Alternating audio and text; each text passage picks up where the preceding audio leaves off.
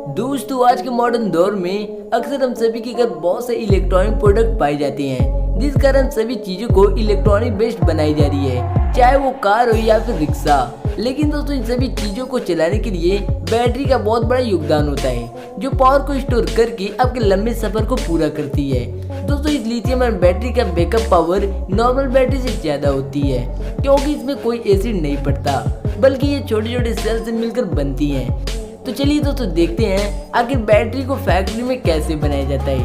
उससे पहले यदि आप हमारे चैनल पर नए हैं तो चैनल को सब्सक्राइब करके बेल आइकन को जरूर प्रेस कर लें। वैसे दोस्तों गाड़ियों में हर एक पार्ट अहम होता है, यदि एक भी पार्ट खराब हो जाए तो गाड़ी धोखा दे जाती है। लेकिन दोस्तों बहुत से लोग ऐसे हैं जो अपने गाड़ी को घर पर ही बना लेते हैं, बट बैटरी नई टेक्नोलॉजी से बने होने के कारण उसे रिपेयर करने से कतराते हैं। इसीलिए आज हम इस वीडियो में लिथियम आयन बैटरी के सभी गुप्त राज को खोलेंगे, जिससे आपको लिथियम आयन बैटरी का पूरा नॉलेज हो जाएगा। तो लिथियम आयन बैटरी को बनाने के लिए सबसे पहले इसमें लगने वाले छोटे छोटे सेल को बनाया जाता है। तो इन सेल को बनाने से पहले चलिए इन सेल के वर्क को 3D एनिमेशन से समझते हैं। यदि इनमें से एक सेल निकाल कर इसके इंटरनल स्ट्रक्चर को देखें तो ये कॉपर और एल्युमिनियम के शीट से बनी होती हैं, जहाँ एल्युमिनियम शीट पर इलेक्ट्रोलाइट और कॉपर शीट पर ग्रेफाइट लगाकर सेपरेटर से अलग करके बनाया जाता है और इस तरह से लिथियम आयन सेल को तैयार कर लेते हैं। दोस्तों ये तो रहा इसका फिजिकल स्ट्रक्चर। अब इसके केमिकल स्ट्रक्चर को समझें तो लिथियम आयन बैटरी लिथियम से बनता है, जिसमें इलेक्ट्रॉन डोनेट करने की टेंडेंसी होती है, और जब ये लिथियम किसी मेटल के ऑक्साइड से जुड़ता है तो ये स्टेबल हो जाता है। लेकिन इसके एटम को मेटल ऑक्साइड से अलग कर दें तो ये अनस्टेबल होकर लिथियम आयन और इलेक्ट्रॉन के रूप में आ जाएंगे। दोस्तों इसी इलेक्ट्रॉन को आउटर सर्किट से मूव कराकर करंट को प्रोड्यूस किया जाता है। अब इन मेटल ऑक्साइड और लिथियम को सेल में डालने के लिए इसके साथ एक इलेक्ट्रोलाइट लगाकर उसके बगल में ग्रेफाइट को लगाते हैं। दोस्तों यदि इलेक्ट्रोलाइट के वर्क को समझें तो ये गार्ड का काम करता है, जो केवल मेटल ऑक्साइड से रिलीज हुए लिथियम आयन को पास होने देता है। इसलिए इलेक्ट्रॉन को ग्रेफाइट की तरफ भेजने के लिए एक बैटरी को लगाया जाता है, जहाँ बैटरी का पॉजिटिव टर्मिनल इलेक्ट्रॉन को अट्रैक्ट करके ग्रेफाइट में भेजता है, जिससे लिथियम आयन अनस्टेबल होकर इलेक्ट्रोलाइट के रास्ते ग्रेफाइट में आ जाते हैं, जिससे सेल पूरी तरह चार्ज हो जाता है। दोस्तों मैंने आपको बताया था कि यह अनस्टेबल कंडीशन होता है, जिस कारण बैटरी हटाने पर ये स्टेबल होने के लिए वापस अपनी जगह पर आते हैं, जिससे इलेक्ट्रॉन सर्किट से पास होता है और करंट भी प्रोड्यूस होने लगता है। दोस्तों इस प्रोसेस में ग्रेफाइट का वर्क केवल लिथियम आयन और इलेक्ट्रॉन को स्टोर करना होता है। दोस्तों अब इस प्रोसेस को सेल के रूप में बदलने के लिए कॉपर के ऊपर ग्रेफाइट और एल्युमिनियम के ऊपर मेटल ऑक्साइड को लगाया जाता है। दोस्तों लिथियम का ऑर्गेनिक साल्ट इलेक्ट्रोलाइट की तरह काम करता है, जिसलिए सेपरेटर शीट के ऊपर इसका कोटिंग करके इन दोनों शीट के बीच में डाला जाता है और इसे रोल करके सेल की तरह तैयार कर लेते हैं। तो बैटरी को बनाने के लिए सबसे पहले इसके बॉडी को बनाते हैं, जिसके लिए प्लास्टिक ग्रेन्यूल्स को मोल्डिंग मशीन में डालते हैं और इसे अच्छे से हीट करके बैटरी बॉडी का शेप देते हैं। दोस्तों इस मोल्डिंग मशीन से बैटरी को अलग अलग कलर और अलग अलग साइज में भी बनाया जाता है और बॉडी बन जाने के बाद इसी प्रोसेस से कैप को भी बना लिया जाता है। अब बारी आती है लिथियम आयन सेल को बनाने की, जिसके लिए लिथियम, मैग्नीज ऑक्साइड और ग्रेफाइट को दूसरे फैक्ट्री से मंगवाते हैं। फिर इन्हें ड्राई मशीन में डालकर कुछ समय तक सुखाते हैं और ड्राइंग प्रोसेस हो जाने के बाद मेटल ऑक्साइड और लिथियम को एक मिक्सर में डालकर पेस्ट बनाते हैं और इस पेस्ट को कॉपर फॉइल के ऊपर लगाकर सेंसर मशीन द्वारा इसकी मोटाई को चेक करते हैं और आगे इन्हें रोल करके एक बंडल बनाते हैं। दोस्तों ये फॉइल काफी चौड़ी होती है, इसलिए इसे स्लाइड करके पतले पट्टी के रूप में काटते हैं। फिर एल्युमिनियम शीट पर ब्लैक ग्रेफाइट के पेस्ट को लगाकर आगे हीटर मशीन से पास करते हैं। अब इसके कुछ पार्ट को काट कर टेस्टिंग प्रोसेस करते हैं, जिसमें इसका वेट और क्वालिटी को चेक किया जाता है। फिर इस शीट को दो रोलर के बीच से निकालकर बंडल बनाते हैं और कॉपर शीट पर टर्मिनल को जोड़कर कॉपर शीट और एल्युमिनियम शीट के बीच में सेपरेटर लगाकर सेल नुमा रोल करते हैं। अब जब ये सेल के रूप में आ जाते हैं तो इनके बीच में एनोड रॉड लगाकर कन्वेयर बेल्ट से आगे भेजते हैं,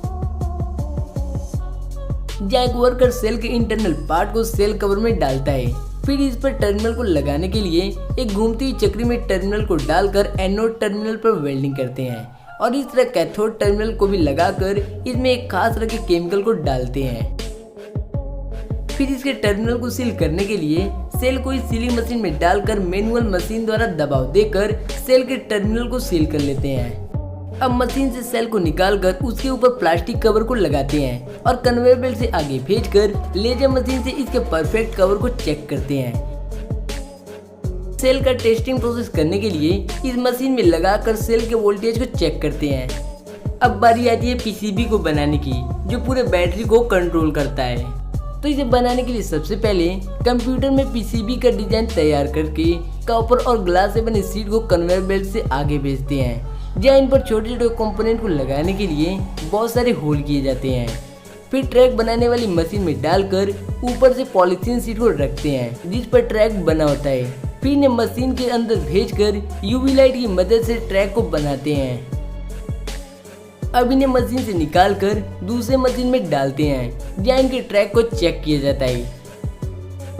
फिर पीसीबी को और मजबूत बनाने के लिए प्रिंटेड ट्रैक को कॉपर शीट पर रखकर प्रेशर और हीट से अटैच करते हैं।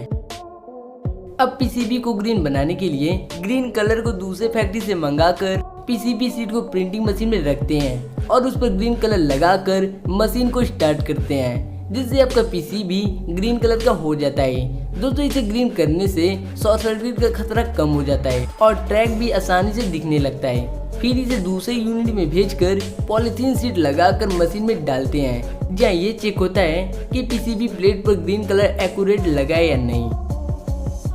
फिर पीसीबी चेक हो जाने के बाद कन्वेयर बेल्ट से वॉशिंग मशीन में भेजकर पानी से वॉश किया जाता है। फिर इसे दूसरे मशीन में भेजकर छोटे छोटे कंपोनेंट को लगाए जाते हैं, जैसे माइक्रो डिवाइस जो पीसीबी को कंट्रोल करता है। फिर कैपेसिटर को लगाते हैं जो इलेक्ट्रिक चार्ज को स्टोर करके जरूरत पड़ने पर रिलीज करता है। फिर रजिस्टर को लगाते हैं जिससे करंट ज्यादा फ्लो होने पर करंट को कंट्रोल किया जा सकता है। फिर डायोड को लगाते हैं जिससे करंट को एक डायरेक्शन में फ्लो करवाया जाता है। अब इसके सभी कंपोनेंट को सोल्डिंग करके इन्हें अच्छे से फिक्स कर लेते हैं और इस तरह पीसीबी पूरी तरह बनकर तैयार हो जाता है। अब बारी आती है बैटरी को असेंबल करने की, जिसके लिए इन छोटे छोटे सेल पर पेपर कवर लगाते हैं। फिर इन सेल को अरेंज करके ग्लू से जोड़ा जाता है। अब सभी सेल को एक साथ जोड़ने के लिए एक एल्युमिनियम प्लेट लगाकर वेल्डिंग करते हैं, जिससे आपका सेल कुछ इस तरह बनकर तैयार हो जाता है। फिर इन सेल पर एक खास तरह का टेप लगाकर इस पर साइड वाले सेल को रखते हैं। फिर ऊपर भी टेप लगाकर इसे सभी ज्वाइंट पर सोल्डिंग करके वायर अटैच करते हैं।